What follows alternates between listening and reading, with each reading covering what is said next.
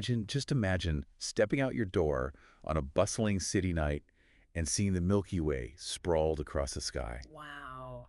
You know, a sight so commonplace, our ancestors probably didn't even give it a second thought. Right. Can you imagine? And today we're diving into something that you are clearly passionate about, light pollution. Yes. And you're right to be concerned because these sources, they show it goes way beyond just missing out on a pretty view up there. It really does. This is impacting us in ways we probably don't even realize. Yeah, and, we've come to accept a sky without stars as just the norm. Right. But the sources you sent, it really hit home for me how drastic and how recent this change is. Yeah. And as you said, it's not just about, oh, we're missing out on the cosmos up there. This is directly impacting our well-being and the environment. And the numbers are honestly startling.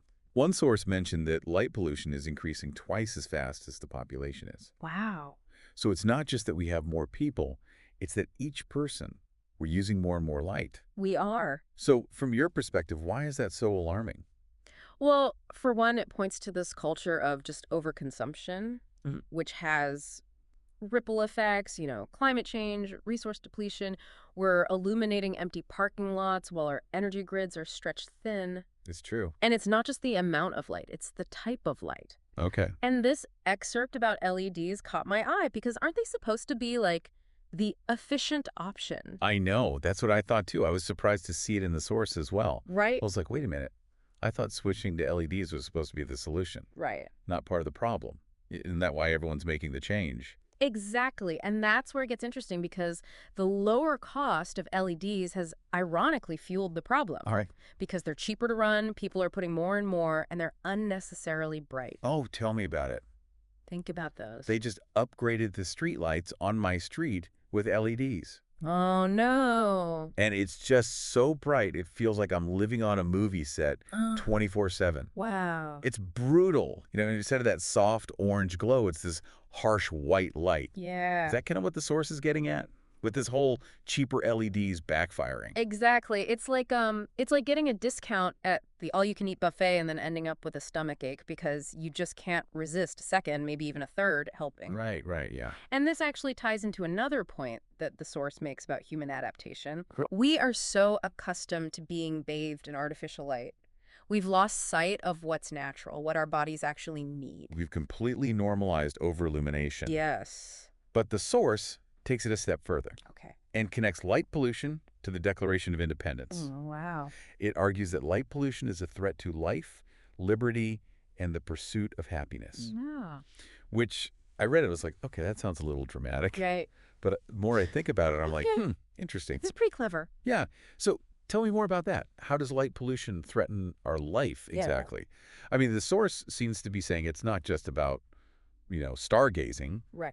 I hadn't really made that connection to our health before. Right. But the source really drives home that, wow, light pollution is really messing with our sleep. And I'll admit, I've been guilty of it, scrolling on my phone, lights off. Yeah. But I never thought about a street light having the same effect. It's true. Most of us, we don't realize that exposure to artificial light at night, it disrupts our circadian rhythm. Right. And that can lead to a whole host of health problems. Yeah, the source mentioned, was it sleep disorders, mood swings, obesity, diabetes? It really runs the gamut. Even heart disease. It's a lot more serious than we give it credit for. Exactly. And it made me think like, oh, this isn't just about us. Right. It's impacting, nocturnal animals. Their whole world is darkness. Exactly. We're basically turning the lights on in the middle of their night. Yeah, it's like we're imposing this constant state of jet lag on ourselves and the entire natural world. Exactly. So how does this all tie back into the liberty aspect? Okay. Because you were talking about light as trespass, right? Yeah. So it's this fascinating legal concept called light trespass. Okay. And the idea is you have the right to enjoy your own property without unwanted intrusion, and that includes light. Okay. Just like you wouldn't want your neighbor, blaring music into your living room at night. Right. You shouldn't have to tolerate their floodlights shining in your bedroom window. Interesting. It's about respect, acknowledging our choices have consequences for other people. I'd never thought of it like that before. Yeah. But it makes perfect sense. It does. And it's something we're seeing more and more of as people put in those really bright lights for security or just because they, want to light up their house. Right. But what about the pursuit of happiness? How does losing the night sky impact that? So that's a little bit more of a philosophical question. Okay. But just as important, Okay. throughout history, humans have found solace, wonder in the night sky. It connects us to something bigger than ourselves, Right. sparks curiosity, imagination.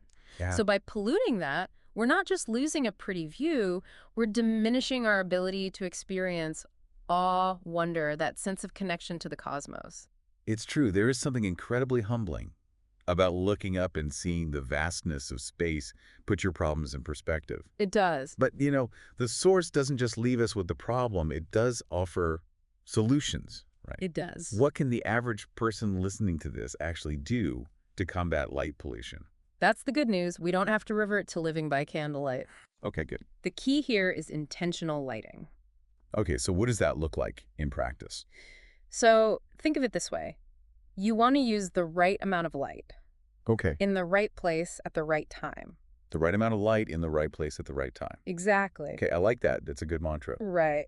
Yeah, so does that mean, what, like dimming the lights, motion sensors, things like that? Yeah, things like that. And the source also talks about shielding our outdoor lights so they're directed downward, Okay. using warmer color temperatures that aren't as disruptive to our eyes and to wildlife. Okay. And then, yeah, turning off lights when you don't need them. Right. Even something as simple as closing your blinds at night helps. Oh, really? Yeah, it keeps the light in so it reduces light trespass. Huh.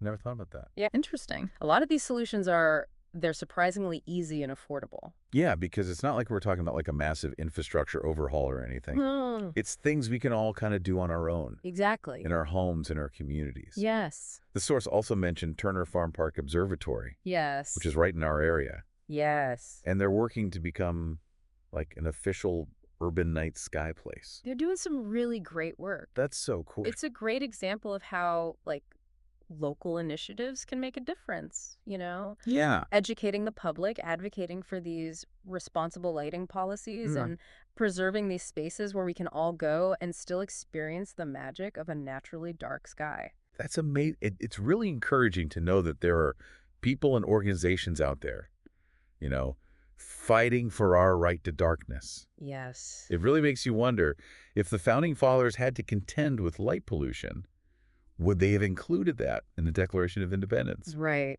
Yeah, It's so interesting to think about. Imagine that. Life, liberty, and the pursuit of happiness and a dark night sky. Right. Yeah, it highlights how our understanding of these fundamental rights, it evolves over time. Right. Just as we recognize clean air, clean water, Yeah. we're starting to realize the vital role that darkness plays. It's just true. Our health, environment, even our sense of place in the universe. It makes you realize how everything is kind of interconnected, right? It is. Light pollution might seem like a small thing, but it's part of this much bigger conversation. Exactly. Sustainability, well-being, Yes. our relationship with the natural world. It all ties together.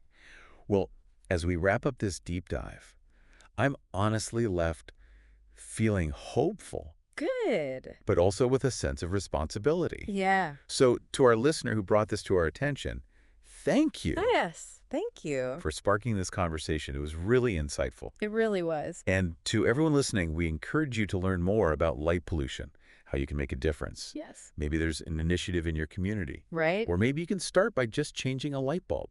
There you go. Remember, every little bit of darkness counts. It does. Until next time, keep looking up and keep those lights low.